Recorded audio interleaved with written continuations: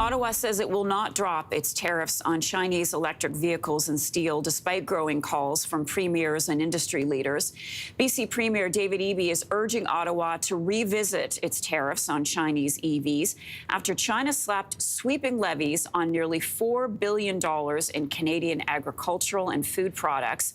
The latest retaliatory measures put Canada in the middle of a two-front trade war with its biggest trade partners. For his thoughts on how Canada should respond, I'm joined this morning by Philip Calvert, Senior Research Associate for the Centre for Asia-Pacific Initiatives at the University of Victoria. Good morning. Thanks for being up early with us.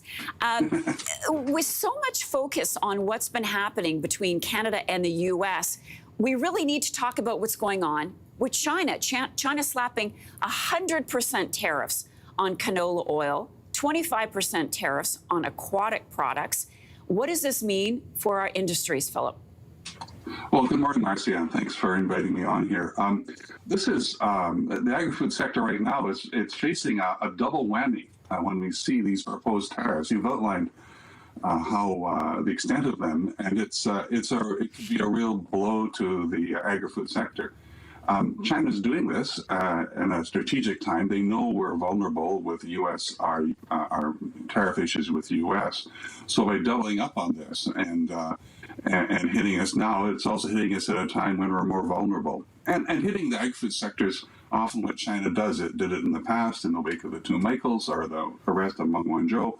And so our farmers tend to get the brunt of China's retaliations. And so this is not the first time, and I'm afraid it probably won't be the last either. Okay, so you think timing's a factor. Could it also be retaliation for Canada's EV tariffs?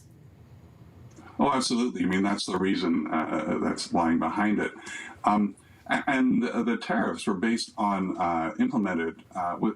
based on some very legitimate concerns that Canada has and other countries have, but Canada has, about the level of subsidization of the electric vehicle industry and the steel industry. So, these are legitimate. There's some big numbers there with respect to subsidization in China.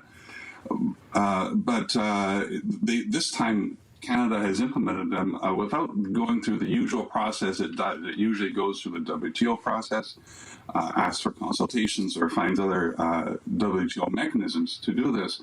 This time we've just done it. It just unilaterally slapped these tariffs on. And I think that's part of the issue as well.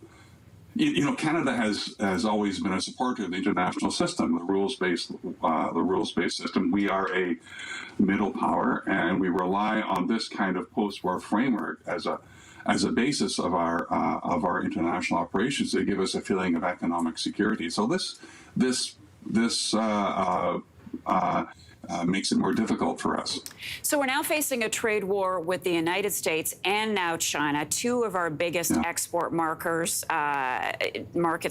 China has already launched a complaint to the World Trade Organization about Canada. But is there another approach to these trade wars that we're not considering, Philip, in your view? Is it time to rethink the trade relationship that we have with China?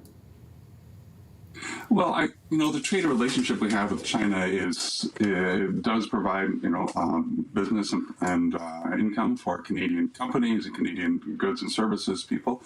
I think what we have to do is first of all, there have been calls to drop the tariffs. I don't think we drop the tariffs, or I don't think we just drop the tariffs. I think we have to be more strategic about this because of these legitimate concerns. What we should do, first of all, I would say, is obtain a commitment from China that if we drop these tariffs for now, they will not implement the ones next week. And then if we have that agreement, then we go back to the way Canada has always done it, back to the WTO. We don't drop the issue, but we pursue it in this international forum the way we always have done. And that either through consultations, which draws attention to the issue, which can be a long process, or we can follow WTO rules and go through launch temporary countervailing duties or something like that. But I think the important thing for us is to stick to the rules-based system, because I don't think we're big enough to fight all this on our own or to deviate from it. Philip, I'm out of time, so a really short answer, please, on this last one. We have a new prime minister in a couple of hours from now and an election coming up. What are you watching for? What can the Prime Minister do? I'm looking to see if he will reach out to his counterpart in China and other parts of Asia, but especially China, and try to reset the relationship a bit. We've got big issues with China, no doubt about it, but with a new prime minister, maybe there can be a way of reestablishing some kind of leader-to-leader contact and getting these tough issues solved, through ministers or other vehicles. But let's kind of restart this conversation, because if we want to build our trade with China, you need leadership engagement.